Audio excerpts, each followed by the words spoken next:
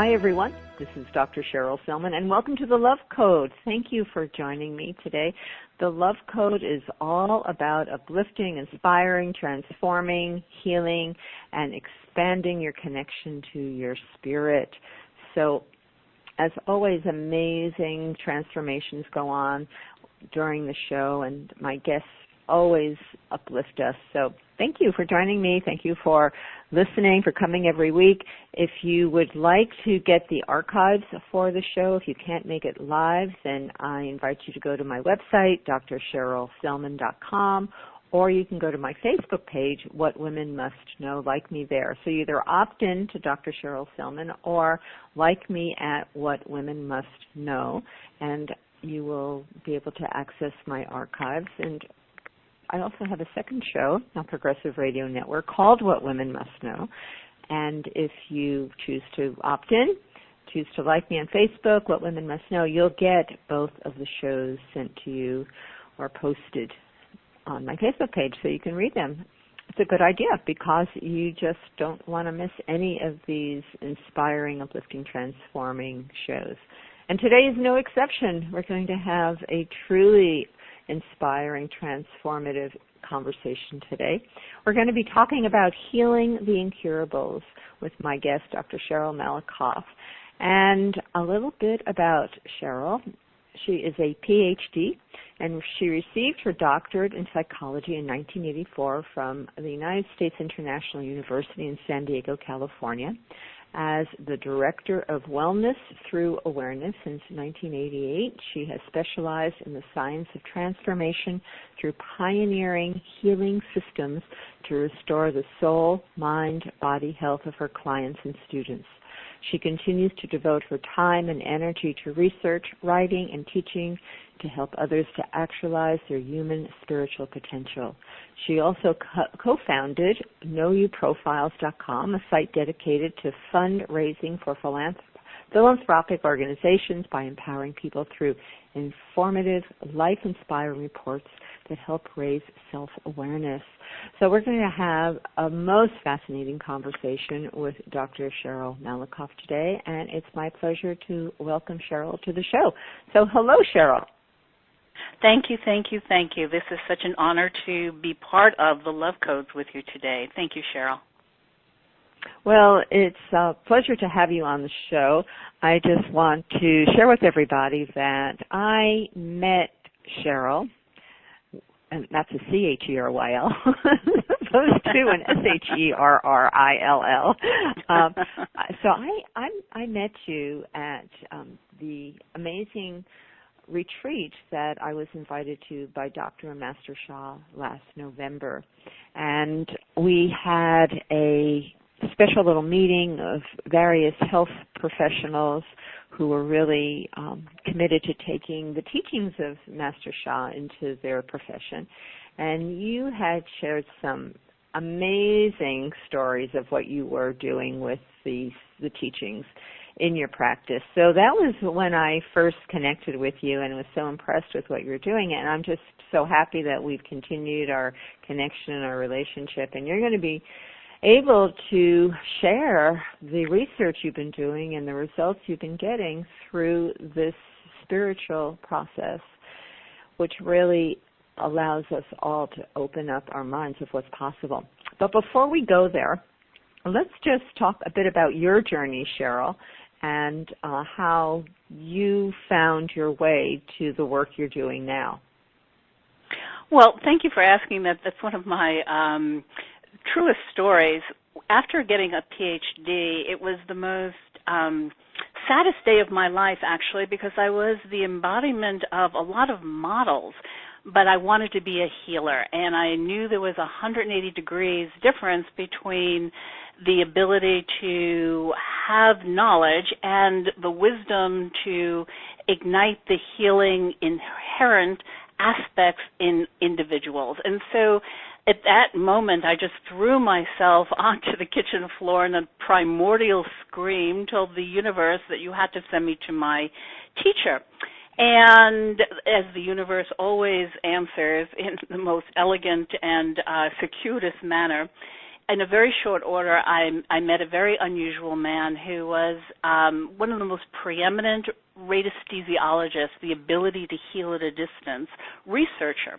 And the minute I met him, I recognized what he embodied, which was these blueprint templates of the emotional, spiritual, human design and how to ignite these inherent abilities that we have all been gifted with as part of our, I'll call it karmic genetic encoding, and how to enliven these circuits. And I made a vow in that moment that I was going to do anything, go any place, make any investment necessary to embody these qualities. And I know this doesn't sound particularly poetic, but I spent the next 20 years on my back mapping these circuits of consciousness that had the ability to enliven these functions and abilities that were inherent to all of us, but mostly dormant. And at the end of that 20-year apprenticeship, which I thought was going to be my life's work, I heard a little voice that said, leave this work behind. And as shocked and dismayed as I was, I knew it was futile to resist whatever the universe was directing. And unbeknownst to me at that moment, information had come to me through a former student that introduced me to Master Shah's work, and that was the segue. And having the privilege and honor of meeting Master Shah, I recognized his ability to open these circuits of consciousness to a much vaster and more formative degree. And this was the bridge between what I had been apprenticed for and now was prepared to go to the master. And having been with Master Shah now for the last 9 years, he has taken the capacity to heal hopeless cases in a very expeditious manner, in the most elegant means to enliven the inherent ability for our bodies to heal themselves. And it's been such a privilege to serve with him. So thank you for asking that question. Wow. So what you're saying is, so you went through this academic training and you got your Ph.D. and then you realized that it really wasn't giving you what you wanted from an academic, correct, intellectual perspective. That there was something missing, that, and you realized that after putting all that time and energy into going yes, for your PhD. yes, It's like, whoa, yes, wait a minute, and which has served you, no doubt. I mean, it served you well to have yes, those credentials. yes, but you really started off on a whole other, you call it a spiritual path, energetic healing path. So can you talk a little bit about your experience with energy medicine or energy healing? It's become, it's the leading edge of what so many people are now incorporating into their healing practice and understanding how we are energy beings and that we operate as receivers of this energy rather than just a physical body. Can you just, from your experience, elaborate a little bit more about that? Absolutely. The difference between when you have dandelions in the ground, you can mow them down and they will look like they're gone. But unless you get to the seeds and roots of those dandelions, they're just going to grow back up again. And so there are two very important aspects to this. First and foremost, who we are is the compilation of very sophisticated, very complex organization. And we're living systems. We're not preset. It's not static. We're dynamic. We adapt. We adjust. And it's the influences of consciousness itself as we are conscious beings. And that consciousness is the primary organizing force. And the amount of this consciousness that we become aware of, that we can access, that empowers us, is how we can actualize our fullest potential. I have a fun little story that I love. It's the student fish that swims up to the teacher fish and says, "So what's this water everyone's talking about?" We live in this ocean of consciousness that is intelligent, that is guiding, that is nourishing us. And think of it as we're like this beautiful 250-watt light bulb. And this ocean of consciousness is the battery, the juice, the energy that infuses and lights this beautiful, illuminating aspects of ourselves. Now, if there are resistors on our circuits, then the light bulb cannot radiate to its full potentiality. And these resistors are our blockages. They're mindsets, they're attitudes, they're levels of consciousness. There's a principle that says, we don't see the world as it is, we only see the world as we are. And if we think of ourselves as these beautiful, let's say just a circle, that 10% of this circle is the reactive interpretive mind, like the ego, and I have a little acronym for the ego, that it energizes great obstacles. And the ego loves to judge, and it loves to interpret, and it has an opinion on everything. Well, about 95% of our energy goes into this 10% of this interpretive reactive mind. And when we're able to relinquish that by resonating at higher frequencies, then we become accessible to this open mind, everything other than interpretation. And that open mind is the sphere of consciousness of all this beautiful energy. And it is inspiring, it's intuitive, it has our greatest and highest benefits in mind. And when we realize that everything in our life comes for us, not to us, that the areas in our life that have the greatest obstacles, resistances, are actually pointing in the direction of our greatest treasures and our greatest abilities. And it is this cooperation, this communication of understanding that when things are arising, they're arising for purification. And that about a third of our life is about just purifying content. And that sort of segues, Cheryl, into this whole idea of energy and how we use it. That the history of humanity is the history of trauma. It's not if it's going to happen to us, it's just how many times.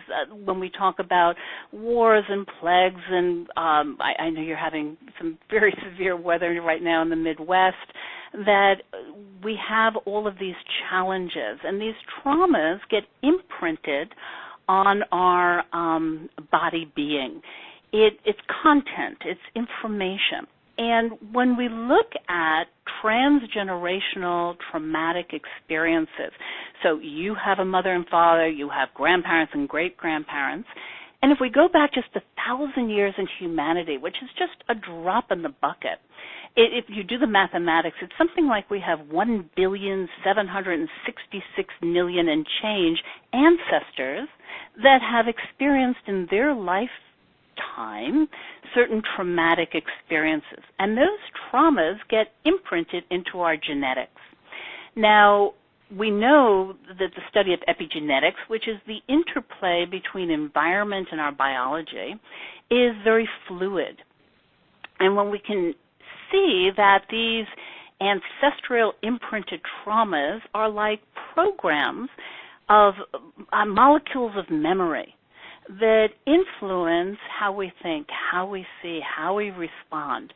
And when we realize that this is part of the purification process, as opposed to stationing with it or being re-traumatized by it, allowing it to just flow through us like you would have a cold.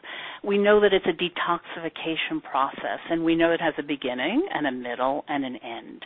And so by cooperating with this sort of emotional spiritual detox of the imprinted traumas, what is the artifact of this is expanded ability, higher function, expanded consciousness, a transformational experience.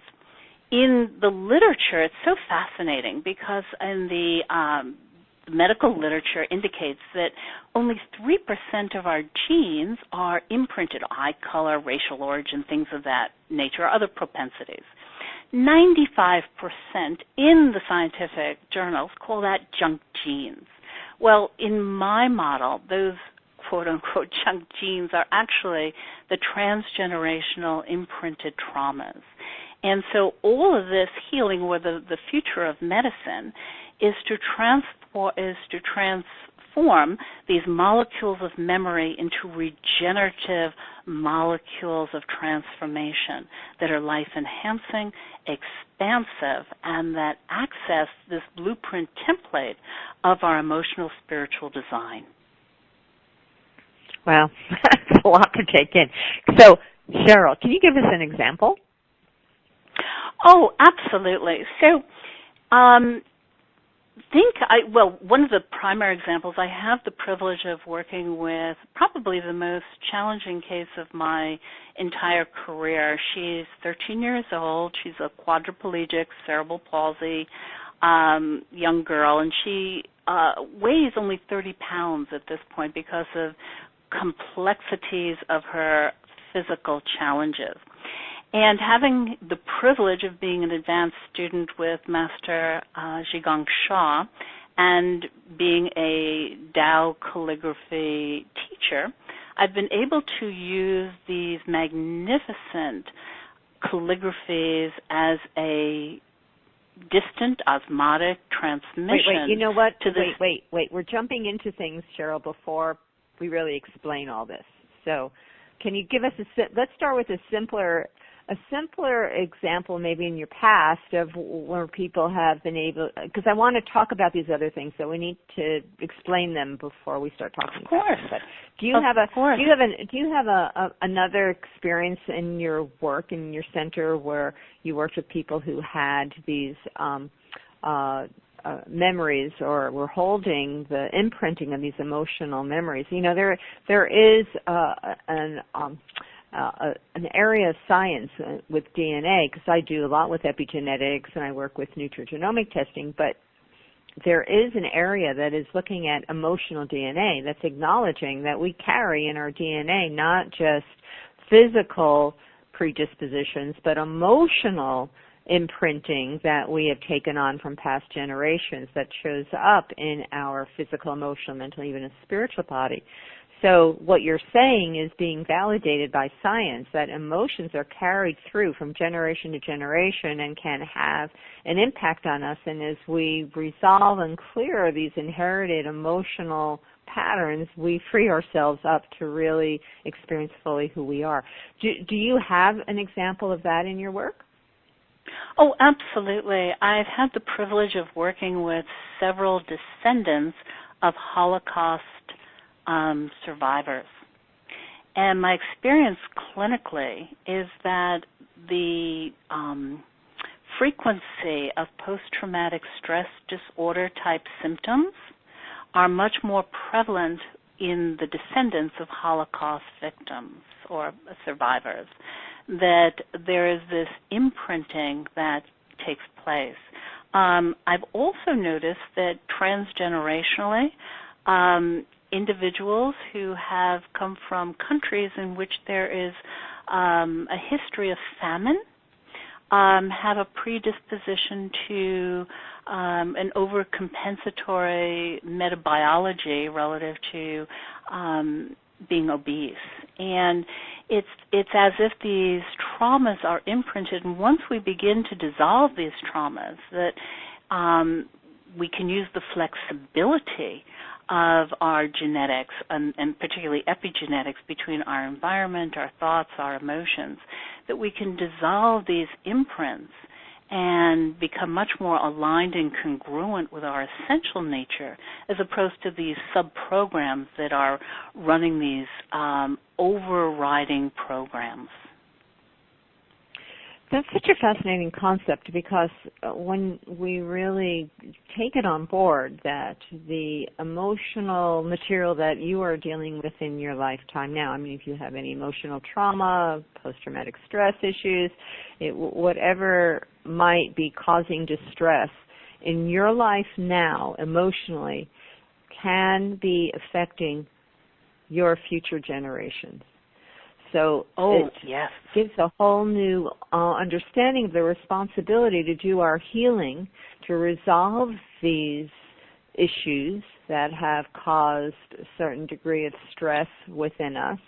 So we are providing a cleaner slate, so to speak, to our children, grandchildren, great-grandchildren, great-great-grandchildren down the track, because all of this is passed on. Correct. It's all information, and this information affects what we'll call messenger molecules that contribute to switching our genes on and off. And realizing this not only is bidirectional, but that we can convert lower energy states into higher order conditions, that we have that power and that healing ability. And that has everything to do with these influences of these invisible energy fields that we were talking about that manage our health and are foundational to the medicine of the future, that it's all about prevention as opposed to symptom treatment, and that we are just these incredible living fluid systems. Nothing is preset, nothing is static, everything is in a constant state of adaptation and adjustment. I mean, think of it like in professional sports, let's just take baseball, that when they practice, they don't practice how to hit 100%. What they practice is recovery. How do I recover if the shortstop doesn't hit it and catch it and we have to go to the outfielder? Life is all about adaptation, recovery, flexibility. And when we understand this sense of fluidity, we are much more active participants as opposed to passive victims. We become much more interactive, and that we get these incredible triggers and information all the time, like little feathers across our cheek. It's intuition. It's, as the Quakers would say, listening to that small, still voice of our heart within. And the quieter we get, one of my favorite sayings is the slower you go, the faster you get there. And it's about telescoping our future into our present. So when we become more active participants, be able to embrace greater levels of awareness, we are able to bridge these learning curves much more quickly. Once we master a lesson, all the other learning just collapses by attrition. And so let's just say on a very practical level that we've inherited a lot of fear, worry, and doubt. I mean, that's pretty pandemic. And as we go through the transformation process and start resonating from a sense of love and equanimity and greater sense of inclusivity, that the levels of fear, worry, and doubt simply fall away by attrition. They're no longer activated. They're no longer participating in our programming. And we see the world as opposed to a very insecure place to a place in which there's greater benevolence, and that's a state of grace. And so we're at the same level as life presents itself. That level of resistance and apprehension dissipates very rapidly, and we're able to be much more participatory at the incredible gifts and expansions that are ever present for us. There's a wonderful little teaching tale that says, when the pickpocket sees the saint, all he sees are pockets. And when the saint sees the pickpocket, he just sees, pure consciousness. And so we don't see the world as it is. We only see the world as we are. And that's the difference between being contracted and being expansive. Great. I mean, that's such a great way to help us understand that putting time into paying attention to who we are, becoming more mindful to what's going on, which is allowing us to just be present in our thinking, not worrying, not fearful, is a way where we begin to access more of of who we are and the potential of what we've come in with. So that changes everything. Now you've created, and you're the director of the Wellness Through Awareness Center. Can you share a little bit about what you're doing there, what that work is? Because I think it's quite unique in what you're doing. Thank you. Well, I think we should just stay with a few definitions first. That true wellness is the power to direct our life in any chosen purpose. And our whole life is about how to utilize this field of energy. I mean, think of it this way. When you've got really good, high, sustainable energy, it takes half a day to do 3 days' worth of work. And when we have very low energy, it takes 3 days to do a half a day's worth of work. And we've all been there. It's just the natural course of being alive. But our sum total of how much life energy we can maintain and circulate and express defines us, defines our well-being, defines the power that supports our ability to actually manifest our purpose in life. So the name of the game is about how we utilize our life energy, how we invest it, how we direct it. And awareness is what we've been talking about, this universe of consciousness, which is the primary organizing force of all there is. And the amount of that consciousness that we can circulate, we can embody, empowers our highest function, our fullest potential. And so Wellness Through Awareness is transforming these lower states of awareness into higher levels of consciousness, how to harness this consciousness, which is about 90% of our transformational process. So think of it as magnetic attractor fields. The higher our consciousness, the more we can attract what it is that we most desire. When our desire is at the same level of our intention, we can manifest almost instantly. And if our desire is only at 50% and our intent is a little soft around the edges, then that's basically what we get back. And so this idea of utilizing, harmonizing these innate abilities, these inborn knowingness of the body, our heart, our mind, our soul to align, using all these, we all have these incredibly divergent aspects of ourselves.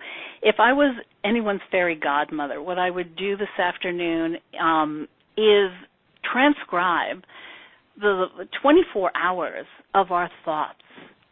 And what we would see from that transcription of those 60,000 plus or minus thoughts that we have every 24 hours is the exact mirroring of how our lives are manifest. I mean, one of the great principles is everything in our outer waking state is a reflection of our inner intent, and our thoughts replicate those beliefs, those attachments, those intentionalities. And so if we could see that transcription, it would become instantly apparent what aspects of ourselves are highly developed, very elegant, and working exquisitely, and what parts of us are targeted to be developed and evolved to a greater extent. And from that level of awareness, we can accelerate the learning curve. Blockages are not natural to nature's way. And so by dissolving the blockages, our level of wellness, the struggles, the ups and downs and roller coasters of life begin to take on a whole different configuration. So I call that the privilege of correction. I mean, think of it like we're pinching the back of our hand. It hurts. We're very unhappy with the unpleasantness of that pain, and yet we don't always realize that it's ourselves, that we are pinching the back of our hand, and that we can relinquish that suffering in a moment. That, again, things aren't happening to us. They're happening for our benefit, for awakening. And when we realize that the only reason that pain exists is in any aspect, physically, mentally, emotionally, spiritually, is to awaken us to those dormant, undeveloped aspects of ourselves to come into greater harmony and balance. Right. So what we're here to understand to whatever degree, and whatever it takes, is to appreciate all of the challenges and all the things that may be a source of frustration and even physical pain are opportunities to delve deeper into the issues that we're operating with that no longer serve us or that aren't aligned with our highest good or for our greatest purpose in life. Is that what you're saying? Yes, exactly. Good summary. Yeah. Excellent. Yeah. Okay. So let's go back to your wellness through awareness. Is there anything you want to share about that? It's been such a privilege to work with so many people whose will to be well is so strongly embedded in their hearts and souls. And these are individuals who are so willing to do whatever is necessary to heal, that suffering is no longer an interesting way of life. And these are very committed students who have taken on practices, purifications, to transform their lives into being a vehicle for service. And what I mean by that is that when we resonate at a very high frequency, let's say love, compassion, forgiveness, things of those qualities, that we become a healing field for others.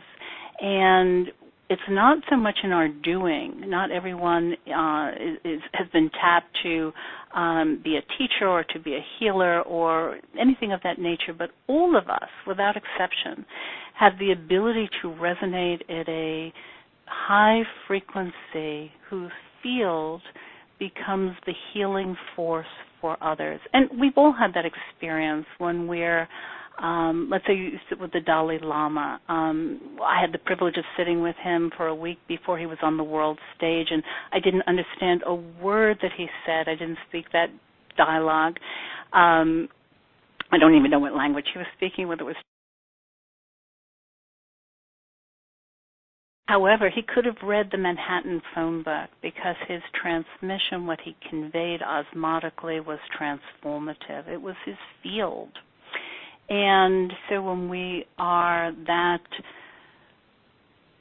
field ourselves, whoever comes within our sphere of influence, we are the balm, the healing force, the balancing and harmonizing aspect. And that's living a life of grace and great service to others. And if we realize that we're like these cell towers around the planet, that there are so many people who are committed to whatever their practice is, prayer, meditation, service, innumerable levels of serving, that these fields are the contribution beyond measure that is healing, rejuvenating, harmonizing, and contributing to a great degree.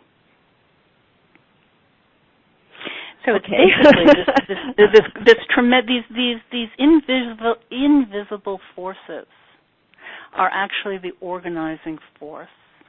And when we realize that we are all contributing, and whether it's life-enhancing or life-depleting is our choice. And making that commitment. Yes.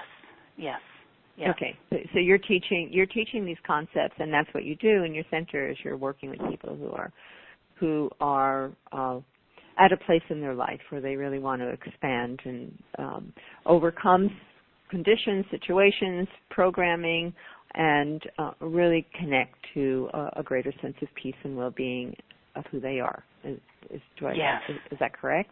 Okay. Absolutely.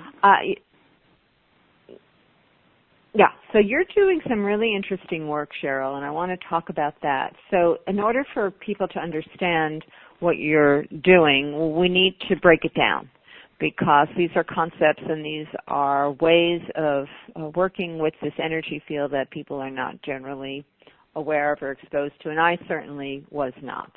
So let me just say that when I was at the retreat in November, I was there for 2 weeks with Dr. Master Shah, he introduced to me, it was new to me, this what he calls Tao calligraphy. And I know you've taken it and are working with it. So let's start at the very beginning. What is this Tao calligraphy that Master Sha is bringing into the world that makes it unique in its ability to facilitate a frequency and energy of healing for people? Great question. The simplest way to bridge that is think of barcodes. It's a little simplistic, but it'll be like the breadcrumbs walking across this path. So everything that you purchase has a barcode on it, and the barcodes embedded in this configuration has all the information about that product. Its manufacturer, what the components are, levels of distribution, etc. And it's read as you're checking out of the store by a laser beam, and that imprints the information that this purchase has taken place, what it is, and all of its organizational structure. These magnificent calligraphies that Master Sha has created are these like codes of consciousness.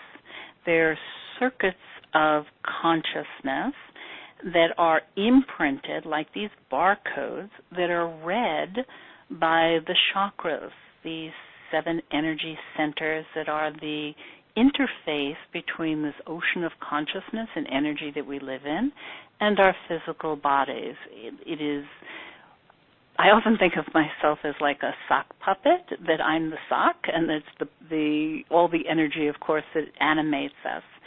And these calligraphies are imprinted with the highest resonance of energy and information. And that this information, in the literature it's called information transduction, which means it brings lower disorganized energy into a higher organized, readable, assimilable imprint of information that the body-mind can use. And that when we have misinformation, then we have a breakdown in the body, that when it cannot resonate with the conditions. So that health is when we have high vitality and immunity, and that all the healthy cells and tissues and muscles resonate at this higher frequency. Whereas disease conditions are actually the breakdown or misinformation, miscommunication, blockages that obstruct the molecular communication pathways. We just get inaccurate messages that often lead to undesirable consequences. So these magnificent calligraphies are the highest resonance that are able to be read by the body, mind, and being and re-imprint. They are recoding, bringing function into form, information into matter, and activating the blueprint, emotional, spiritual template of the human design. And so it is the most advanced healing that I have had the privilege and honor of utilizing, and having utilized it every single day. It will, since June 14th, 2014, I have not missed one day of utilizing these calligraphies as a healing tool for my students. And the results have been, well, all I can say is, Cheryl, that they have superseded any expectation that I could have ever imagined clinically.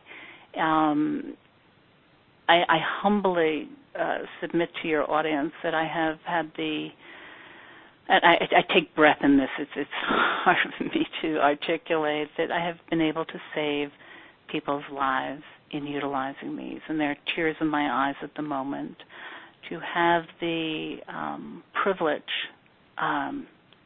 of being trained by Master Sha, to have the gift of these calligraphies, to serve so many who are suffering. And as we started to talk before, I've taken on the most extreme case of my life, and I've been a practitioner, a therapist for almost 50 years at this point, so I have a little history that I can draw from. And I've working with this young quadriplegic cerebral palsy child for 14 weeks at this point, and the kind of developmental milestones that she has achieved in a mere 14 weeks, that she has never been able to activate or actualize these movements, these communications, these developmental milestones. Her parents, her therapists, her teachers are just in awe of what she's been able to accomplish.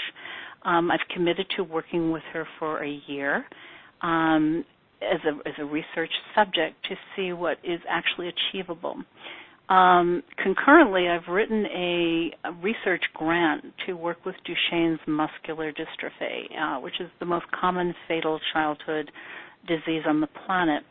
Affects about 1 in 3,000 births. And because it is a fatal disease in which the muscle tissue or muscle cells deteriorate into literally puddles of fat, and thus far, after billions of dollars of research that has gone into all means of finding a solution to this devouring disease, I'm taken this on to initiate that this year, to take on 10 families whose children have Duchenne's muscular dystrophy, and I believe that I wouldn't take this on without some idea of assurance that these masterful divine calligraphies have the potential to re-imprint the information at a genetic level, to reprogram the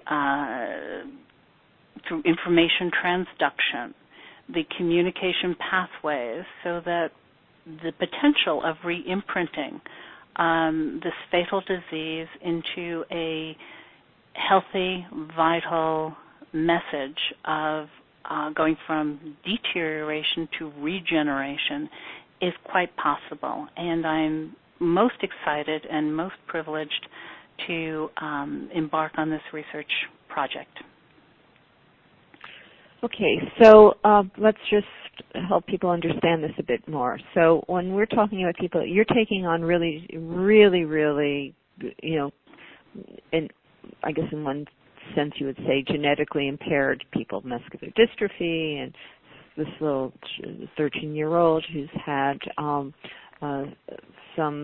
I think it's hypertonic quadriplegic cerebral palsy. It's kind of like a vegetable, and you've been getting her to do things and to respond in ways that she's never been able to respond in her 13 years. Yes. So it's like we have a programming. So we have a programming, and we can say it's like we all have a programming in our physical. physical responds to how our energy is flowing through our body. And then if we have a software glitch, then the energy is not able to flow, and it's going to manifest as a problem. And depending on how severe that glitch is, for wherever it came from, wherever that genetic or that energetic imbalance came from, it's going to impair the body's ability to function. In some cases, certainly with this quadriplegic child with cerebral palsy or the children with muscular dystrophy, that shows up in really severe chronic conditions that are life-threatening. What you're doing with these calligraphies, and we're going to just stay with calligraphies in a little bit, is transmit an energy that realigns, and it's like corrects, energetically changes the imprinting so the body can then function the energy can flow in a way that the body can repair, heal, and regenerate, so improves functioning as a result. Is that correct? Beautiful summary. Absolutely. Okay. Magnificent. So I wanted Perfect. to go. Oh, good. Okay, because this is really profound, and I really want people to understand it, and then we'll talk about how people can access or be able to find ways to use this. So Master Sha is a world-renowned healer. He's one of the most powerful spiritual healers and teachers on the planet in the moment, and what he's been able to do. And I've witnessed healings that he's been able to do that just astounded me. I mean, in person, I saw things. And some of my best friends have had amazing healings in the presence of Master Sha, and he wasn't necessarily even in the room when they received the healing. He just transmitted it remotely. So he was given the ability to bring in these written Chinese. When you say calligraphy, it's a Chinese writing. It's on a scroll, and it's a Chinese writing, or it is Chinese writing of words or phrases, sacred words, sacred phrases, sacred maybe affirmations, and he was given an ability to write it in a way, write it literally, write it on a scroll, but through his power. This is how I explain it, Cheryl. It's like he draws a circle. When he does a calligraphy, he first draws a circle, and then in one stroke, without taking the pen off the paper, he writes this phrase, sacred word, whatever. One stroke, never takes the pen off the paper, and completes this calligraphy, as it's known. And it's like when he first draws the circle, it's like creating, I call it the Stargate. He creates a Stargate. It's like a portal into another dimension. If people can just stay with me here. It's like a portal into another dimension. And then he, with this special one-stroke technique that he was given by a master, he dials into that Stargate a frequency. And that calligraphy then becomes an activated field that people who are trained are able to transmit the field, the imprinting, the energetic signature of that field into the energy body of another person, either in their presence or who's not in their presence. It could be anywhere, because it can be with intention, can be remotely transmitted throughout time and space. Is that accurate, Cheryl? Does that make sense? I think what you're doing? Totally. I would simplify that just a tad and just say that we convey what we embody. And when an individual is of the highest consciousness and confluent with and one with the Tao, that their ability as a conveyance transmission is that. And so the representation, the imprinting of these calligraphies is the same as the consciousness of the conduit, the being. And so, and that's the way it's been through all of history with every saint, sage, avatar, guru, lama, kahuna, etc. Yes, what you said is very accurate.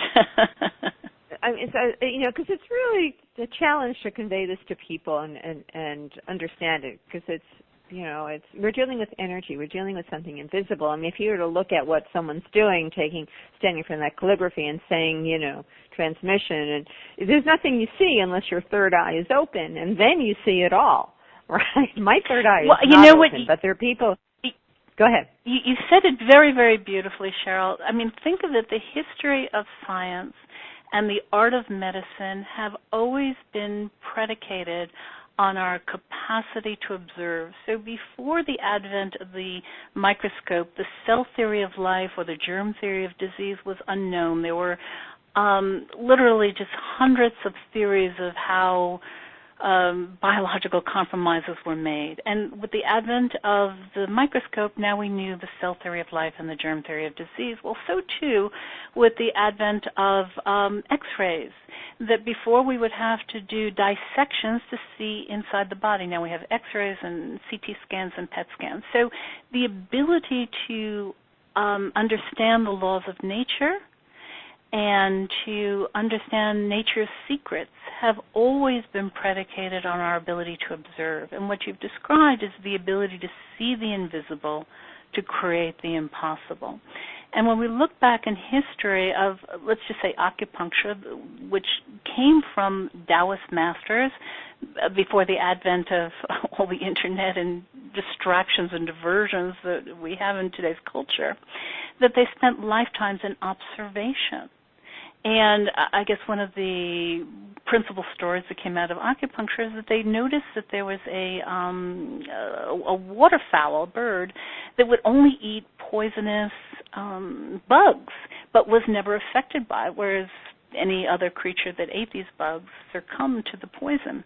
But they noticed that every time this bird ate, it put one of its talons into what would be the equivalent of a gallbladder, and it mitigated the poisonous situation.